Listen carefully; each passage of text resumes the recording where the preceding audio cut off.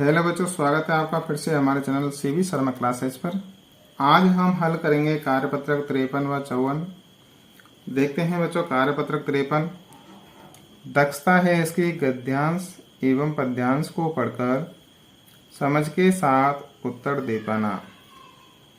दिए गए अनुच्छेद को पढ़कर प्रश्नों के उत्तर दीजिए। उत्तर देने के लिए बच्चों सबसे पहले अनिवार्य है कि गद्यांश को हम अच्छी प्रकार से पढ़ें। जो भी इसमें मोस्ट चीज़ें आई हैं, मुख्य मुख्य बिंदुओं को हम रेखांकित करते जाएं। चलिए पढ़ते हैं गद्यांश को। आइए आपको लिए चलते हैं झीलों की नगरी उदयपुर में। तो बच्चों, झीलों की नगरी किसको कहा गया है? उदयपुर को हमने रेखांकित कर दिया। आगे चलते हैं। उदयपुर शहर में हमें संगमरमर के महल तथा पहाड़ों की एक कतार के साथ झीलें ही झीलें दिखाई देती हैं, इसलिए इसे झीलों की नगरी कहा जाता है। तो झीलों की नगरी किसको कहा गया है बच्चों? उदयपुर को कहा गया है। झीलों की नगरी फर्स्ट लाइन में देख लिया हमने। आगे देखते हैं। यहाँ की फतेह सागर झील रेखांकित कर देंगे बच्चों। फतेह सागर झील, सहेलियों की बाड़ी तथा पिछोला झील आकर्षण का प्रमुख केंद्र हैं। तो झीलों की नगरी कहा गया बच्चों उदयपुर सिटी को, उदयपुर शहर को। और यहाँ मुख्य आकर्षण के केंद्र हैं, वो हैं फतेह सागर झील, सहेलियों की बाड़ी, पिछोला झील। अगले आगे पढ़ते हैं बच्चों। पिछोला झील के बारे में कहा जाता है कि महाराणा लाखा ने इस झील का निर्माण एक बंजारे द्वारा करवाया था। तो बच्चों, पिछोला झील का निर्माण किसने करवाया था? महाराणा लाखा ने इस झील का निर्माण एक बंजारे द्वारा करवाया था। आगे है। महाराणा उदय सिंह ने सन 1559 में उदयपुर शहर को बसाया था। रेखांकित कर देंगे बच्चों। महाराजा उदय सिंह ने सन 1559 में उदयपुर शहर को बसाया था। आगे पढ़ते हैं। मोती मगरी पर महाराणा प्रताप की मूर्ति है। तो ये भी मोती मगरी हो गई एक जगह देखने के लिए। इसके आसपास सुंदर बगीचे हैं। राजस्थान का यह खूबसूरत शहर देश विदेश से आने वाले सैलानियों के लिए एक खूबसूरत पर्यटक स्थल है। तो बच्चों, पूरा जो गद्यांश था हमारे उदयपुर शहर के बारे में था। उदयपुर शहर को झीलों की नगरी कहा गया है। देखते हैं इससे संबंधित प्रश्न हल करते हैं। पहला प्रश्न है बच्चों, दिए गए प्रश्नों के उत्तर लिखिए। क है इसका, झीलों की नगरी कौन से शहर को कहा गया है? तो बच्चों हमने पढ़ा था ऊपर, उत्तर लिखेंगे इसका। झीलों की नगरी उदयपुर शहर को कहा गया है। अगला देखते हैं बच्चों प्रश्न ख। उदयपुर के प्रसिद्ध दर्शनीय स्थलों या स्थानों के नाम लिखें। तो बच्चों हमारे इस गद्यांश में दिए हुए थे, वो हैं फतेह सागर झील, सहेलियों की बाड़ी और पिछोला झील। उसके अलावा नीचे दिया हुआ था उसमें मोती मगरी, तो हमने लिख दिया मोती मगरी आदि। यह जगह की भी कमी है बाकी, और दूसरे नाम भी यहाँ हम लिख सकते थे। प्रताप गौरव केंद्र है, जगदीश मंदिर है, ऊपर पहाड़ी के ऊपर करणी माता का मंदिर है, बहुत सारी हैं, सुखाड़िया सर्किल भी है, लेकिन जगह की कमी होने के कारण ज़्यादा हमने नहीं लिखे हैं यहाँ। आगे देखते हैं बच्चों प्रश्न नंबर ग। उदयपुर शहर किसने बसाया और कब? बच्चों हमने रेखांकित किया था गद्यांश के अंदर। उत्तर लिखा हमने यहाँ, उदयपुर शहर महाराजा उदय सिंह ने सन 1559 में बसाया था। आगे देखते हैं बच्चों प्रश्न नंबर 2। वाक्य बनाएं। हमारे लिए शब्द दिए हुए हैं देश विदेश, खूबसूरत, सैलानी और बंजारा। इन शब्दों से हमें वाक्य बना के लिखने हैं। तो सबसे पहले है बच्चों देश विदेश। इससे हमने वाक्य बनाया है, उदयपुर में देश विदेश से सैलानी घूमने आते हैं। दूसरा है बच्चों ख, खूबसूरत। खूबसूरत से हमने वाक्य बनाया है बच्चों, उदयपुर खूबसूरत शहर है।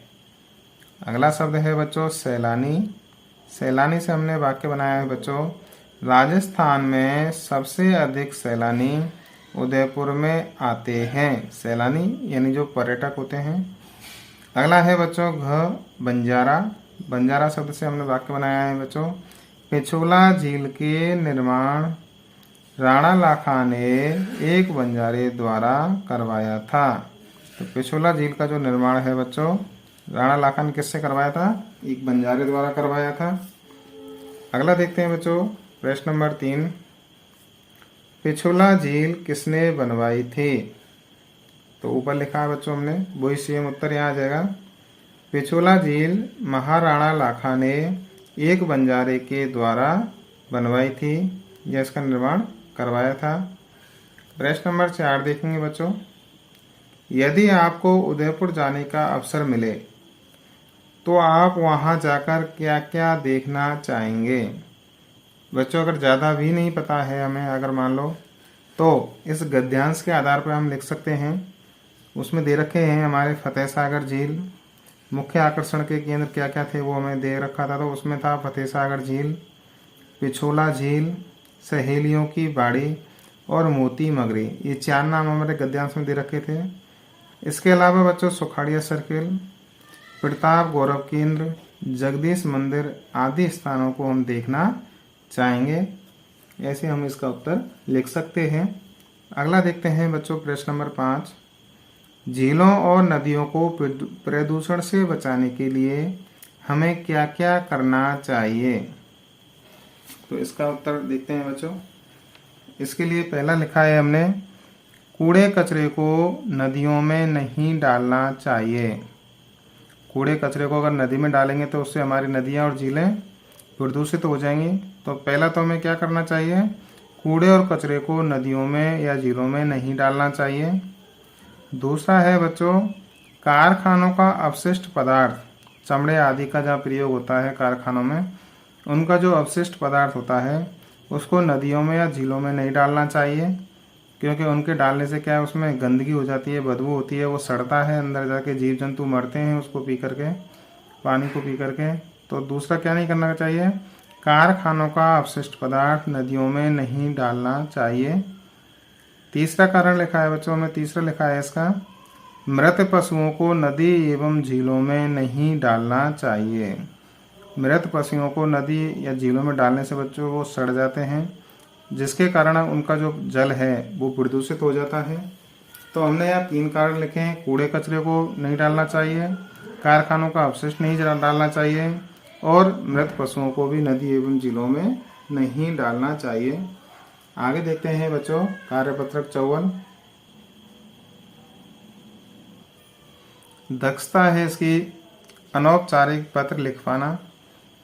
बच्चों जो हम अपने विद्यालय में प्रधानाध्यापक को लिखते हैं या किसी अधिकारी को लिखते हैं, वो जो पत्र होते हैं उसको औपचारिक पत्र कहते हैं। हम अपने रिलेशन में किसी रिश्तेदार को, अपने माता को, पिता को, भाई को, बड़े भाई बहनों को, बुआ को, काका काकी को या अपने दोस्तों को, ये जो हम पत्र लिखते हैं इनको अनौपचारिक पत्र कहते हैं। तो ये चीज़ समझना होगा। सबसे पहले तो औपचारिक पत्र किसी अधिकारी को उनको लिखे जाते हैं कार्यालयों द्वारा या कार्यालयों के लिए, और जो हमारे रिश्तेदारों को लिखे जाते हैं वो होते हैं अनौपचारिक पत्र। देखते हैं प्रश्न, आप शाहपुरा जयपुर में रह रहे मित्र अमर को एक पत्र लिखिए। जयपुर में आपके शाहपुरा जयपुर में मित्र रह रहा है, उसका नाम है अमर, उसके लिए पत्र लिखना है जिसमें उसके द्वारा खेलों में किए गए अच्छे प्रदर्शन का वर्णन किया गया हो। देखते हैं, सबसे पहले लिखेंगे प्रिय मित्र, क्या नाम दे रखा था, अमर, अमर लिख देंगे नमस्ते। स्थान क्या है उसका, शाहपुरा जयपुर। तारीख लिखनी है बच्चों, तो हम आज की तारीख ही लिखेंगे 14/10/2024। चलिए अब देखते हैं, पत्र लिखा है बच्चों हमने, मैं यहाँ कुशल पूर्वक हूँ, तुम भी कुशल पूर्वक होंगे। मैंने टीवी पर राज्य स्तरीय खेलों में तुम्हारे खेल प्रदर्शन को देखा। मैंने देखा कि तुमने जिम्नास्टिक प्रतियोगिता में अच्छा प्रदर्शन कर अपने विद्यालय तथा अपने जिले के लिए 17 वर्षीय प्रतिस्पर्धा में स्वर्ण पदक जीतकर सबका नाम रोशन किया। तुम्हारे कोच व तुम्हारी मेहनत का परिणाम है। अतः मैं तुम दोनों को बहुत बहुत बधाई देता हूँ।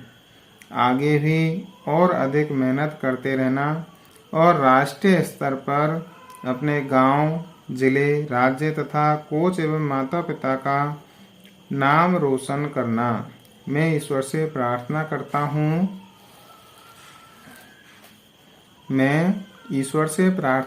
हूँ कि तुम राष्ट्रीय स्तर पर भी स्वर्ण पदक जीतना।